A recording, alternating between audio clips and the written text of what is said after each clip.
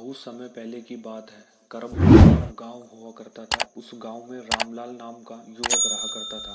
वह बहुत ही मेहनती और साहसी युवक था। उसके पास एक ऊंट था। वह उस ऊंट से माल ढोने का काम किया करता था।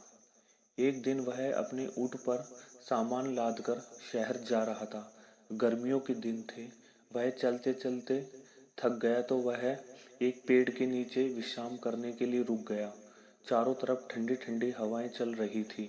वही भी एक पेड़ के नीचे पानी पीकर सो गया। वह दिन भर का थका हुआ था। उसे लेटते ही कब नींद आ गई उसे पता ही नहीं चला। जब वह सोकर उठा तो उसने देखा कि उसका ऊंट और सामान वहां से गायब है। उसने चारों ओर देखा परंतु उसे कहीं भी ऊंट दिखाई नहीं दिया। वह परेशान हो गया। फिर वह नगर की तरफ जाने लगा। रास्ते में एक जंगल पड़ता था। वह तेजी से चलते चलते जंगल में आ गया था। उसे शाम हो गई थी तो उसे सोचा क्यों ना मैं किसी पेड़ के ऊपर रात बिताऊं। नीचे तो हिंसक जानवरों का खतरा है।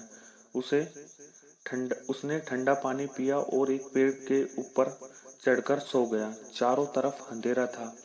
रात के सन्नाटे में जंगली जानवरों की आवाज आ रही थी और उसे नींद नहीं आ रही। कुछ समय बाद उसने चार युवकों को एक ऊंट के साथ आते हुए देखा। उस दिन चांदनी रात की रोशनी में वह अपने ऊंट को पहचान गया। उसने यह समझने में देर न लगी कि हो न हो ये चारों युवक चोर ही हैं। फिर वह चारों नौजवान उसी वृक्ष के नीचे आकर बैठ गए और विश्राम करने लगे और चोरी का माल का आपस में बंटवारा करने लगे। उसने देखा कि चोरों के पास सोने चांदी के सिक्के, आभूषण तथा हीरे जवाहरात आदि हैं। वह उनका बंटवारा कर रहे थे। रामलाल उन चोरों को सबक सिखाना चाहता था। उसने एक युक्ति सोची।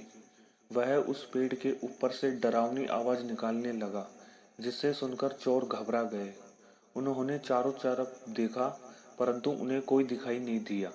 फिर से वही आवाज आने लगी। चोर डर गए।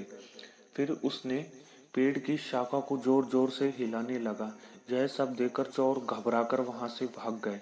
रामलाल तेजी से पेड़ से उतरा और सारा चोरी का सारा माल समेटा और ऊंट के ऊपर लादकर वहां से निकल गया। पूरी रात चलने के बाद वह जंगल पार कर लिया। अब उसके पास इतना धन था कि वह पूरा जीवन सुख से बिता सकेगा। वह कुछ दिनों के बाद अपने गांव पहुंच गया और खुशी खुशी अपना जीवन बिताने लगा।